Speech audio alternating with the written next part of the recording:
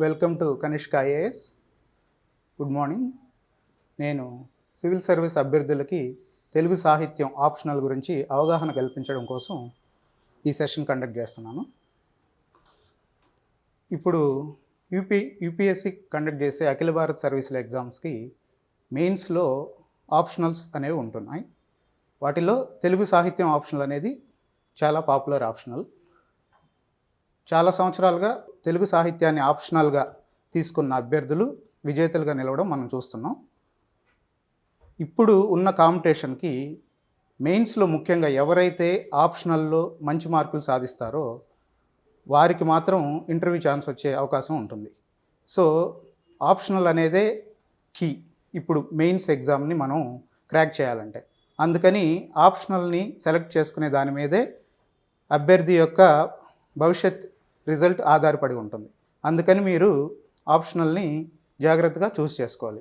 ముఖ్యంగా తెలుగు ప్రాంతాల నుంచి వచ్చే తెలుగు మీడియం విద్యార్థులు వేరే ఆప్షనల్ తీసుకుంటే, వాళ్ళు వేరే సబ్జెక్టులో డిగ్రీ చేసినప్పటికీ వేరే ఆప్షనల్ తీసుకుంటే వారికి కొంత కష్టంగా ఉంటుంది రాయడానికి మెయిన్స్లో. ఎందుకంటే వాళ్ళకి పదజాలం అనేది అందుబాటులో లేదు. ఒక సబ్జెక్ట్ని తీసుకుంటే ఇంజనీరింగ్ సబ్జెక్టు లేదా బయాలజీయో లేదా ఇంకా ఏదన్నా వాళ్ళు డిగ్రీ చేసిన సబ్జెక్ట్ తీసుకుంటే దానిలోని సాంకేతిక పరిజ్ఞానానికి సంబంధించిన పదజాలం తెలుగు భాషలో కొంచెం తక్కువగా ఉంది. అందువల్ల విద్యార్థులు తెలుగు మీడియం విద్యార్థులు తెలుగు ఎలాగూ వాళ్ళకు వచ్చు కాబట్టి తెలుగు సాహిత్యాన్ని వాళ్ళు చూస్ చేసుకుంటే ఆప్షనల్గా వాళ్ళకి విజయ అవకాశాలు ఎక్కువగా ఉంటాయి. కాబట్టి తెలుగు సాహిత్యాన్ని ఆప్షనల్గా చూస్ చేసుకుంటే మంచి స్కోర్ వస్తుంది. మెయిన్స్లో రాయడం కూడా చాలా సులభంగా ఉంటుందని నా ఉద్దేశం.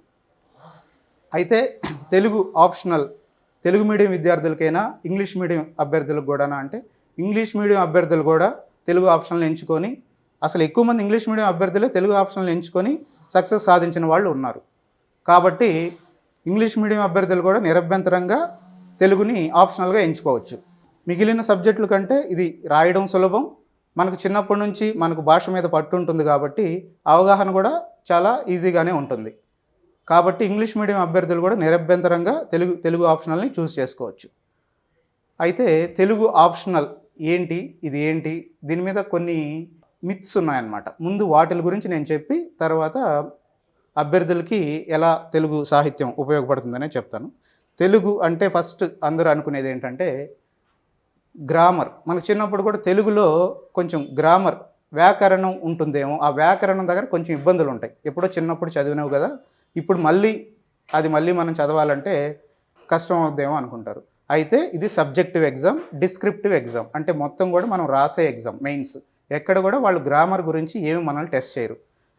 జనరల్గా మనం రాయగలిగే ఇది ఉండి కొంచెం స్పెల్లింగ్ మిస్టేక్లు లేకుండా, కొన్ని గ్రామటికల్ మిస్టేక్లు లేకుండా రాయగలిగితే తెలుగు ఈజీగా రాయొచ్చు. కాబట్టి ఎట్టి పరిస్థితుల్లో వ్యాకరణం గురించి వాళ్ళు మనల్ని ఏం టెస్ట్ చేయరు. అంటే సందులేంటి, సమాసాలేంటి, నానార్థాలు, పర్యాయ పదాలు ఇవన్నీ. కానీ అవి తెలిసి ఉండడం మనకు ముఖ్యం.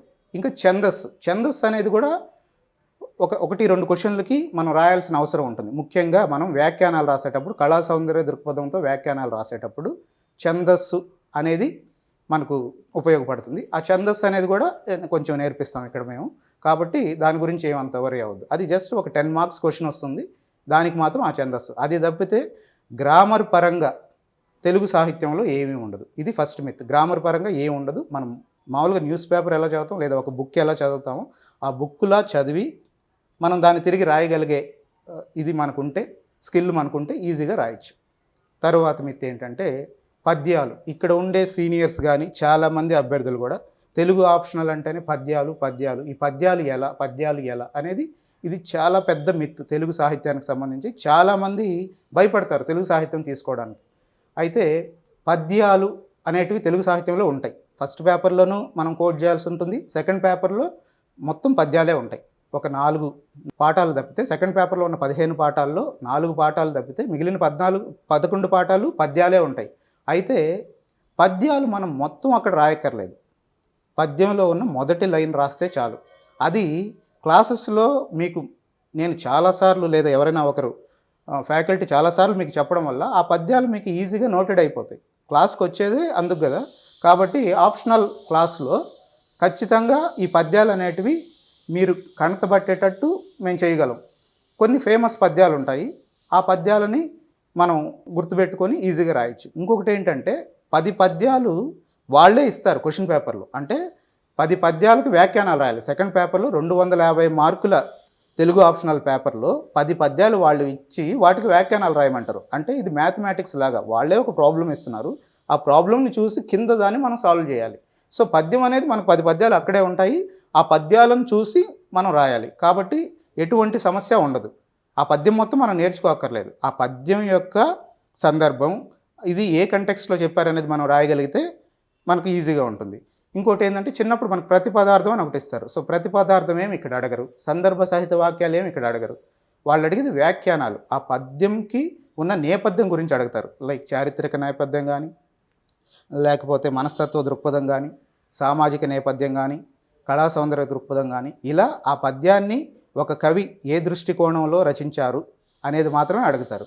సో ఎంటైర్ తెలుగు ఆప్షనల్లో కూడా ఈ 100 మార్కుల వ్యాఖ్యానాలు అంటే పార్ట్ ఏ పేపర్ 2లో 5 క్వశ్చన్లు వస్తాయి, అవి compulsory. Part B paper 2 part బిలో కూడా 5 వ్యాఖ్యానాలు వస్తాయి, అవి కంపల్సరీ. ఈ 100 మార్కులకి మాత్రం మనం పద్యాల గురించి కొంచెం ఎక్కువ నేర్చుకోవాల్సి ఉంటుంది. మిగిలిందంతా కూడా మామూలుగా మనం ఒక ఎస్సే ఎలా రాస్తామో అలా రాసే ఆన్సర్ విధానమే ఉంటుంది. కాబట్టి ఎటువంటి కష్టం కూడా ఉండదు. కావున తెలుగు లిటరేచర్ ఆప్షనల్లో పద్యాలు ఉంటాయి, ఆ పద్యాలను బట్టి కొట్టాలి అనే ఇంకొక మిత్ కూడా అది కరెక్ట్ కాదు. ఇంకా మూడోది ఏంటంటే తెలుగు మర్చిపోయాం, మనం ఎప్పుడో మర్చిపోయాం, మనకు మళ్ళీ రాయగలుగుతామా అదే అంటే అది త్రూ ప్రాక్టీస్ రాయొచ్చు. ముఖ్యంగా మనం ఒక్కసారి కోచింగ్ అయిపోయాక మేము ఇక్కడ కండక్ట్ చేసే టెస్ట్ సిరీస్లు మీరు రెగ్యులర్గా ఫాలో అయితే ఈజీగా రైటింగ్ ప్రాక్టీస్ స్పీడు పెరుగుద్ది, మీకు ఎలా రాయాలో కూడా తెలుస్తుంది. ఏదన్నా అక్షర దోషాలు లేదా వ్యాకరణ దోషాలు ఉంటే వాటిని కరెక్ట్ చేసి మేము మిమ్మల్ని గైడ్ చేస్తాం. కాబట్టి మూడో మిత్ కూడా ఏంటంటే తెలుగు అసలు మనం రాయగలమా వ్యాకరణ దోషాలు లేకుండా, అక్షర దోషాలు లేకుండా అనేది కూడా దానికి మేము మంచి గైడెన్స్ ఇవ్వగలం.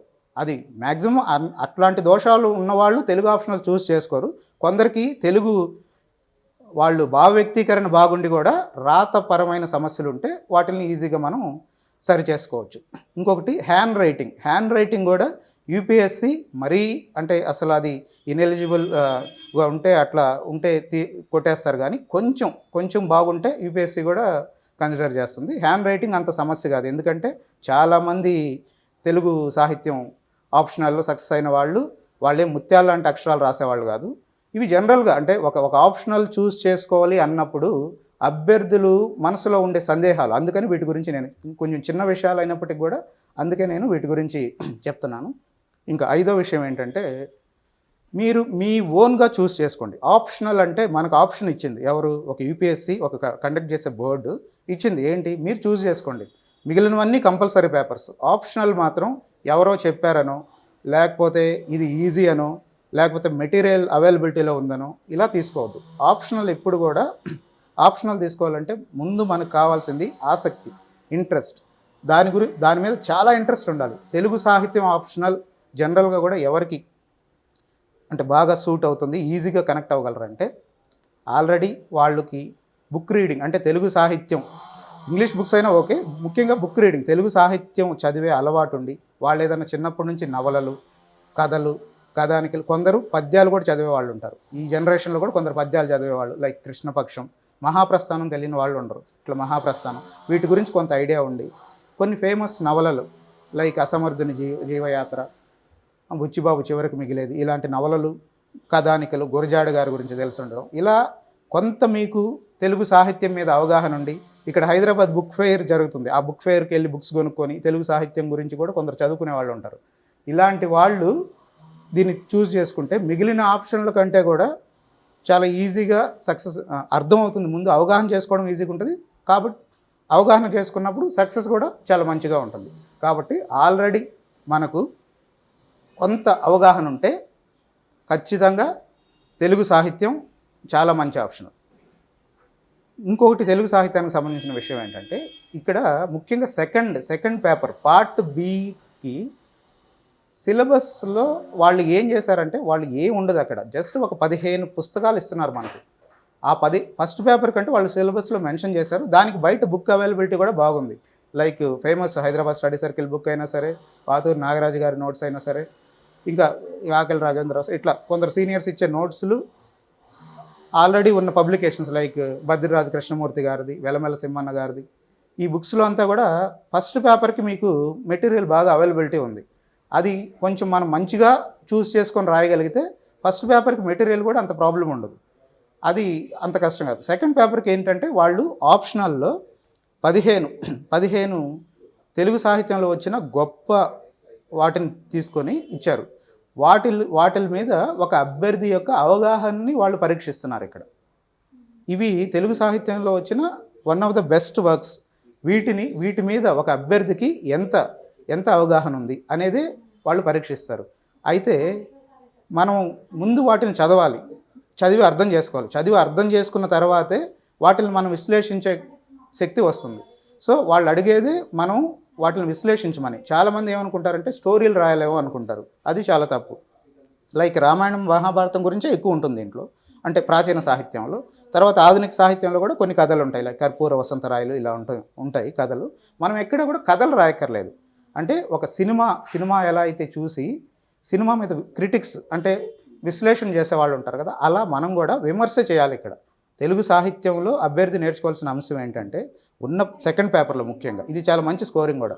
ఉన్న 15 పాఠ్యాంశాలలో వాటి గురించి క్షుణ్ణంగా చదువుకొని వాటి మీద మనం విశ్లేషణ చేయగలిగే సామర్థ్యాన్ని పెంపొందించుకుంటే రెండో పేపరు చాలా ఈజీగా స్కోర్ చేయొచ్చు. రెండో పేపర్లో 160 స్కోర్ చేసిన వాళ్ళు కూడా ఉన్నారు. ఎందుకంటే అది మన సొంత భాషలో రాయొచ్చు కాబట్టి చాలా సులభంగా ఉంటుంది.